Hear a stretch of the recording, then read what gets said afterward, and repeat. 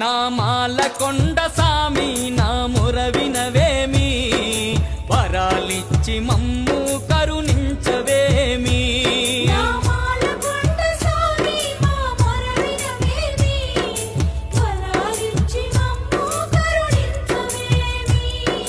తెలిసి తెలువక మేము తప్పు చేసినా, తిప్పలు తీరుస్తవని నిన్ను నమ్మినా.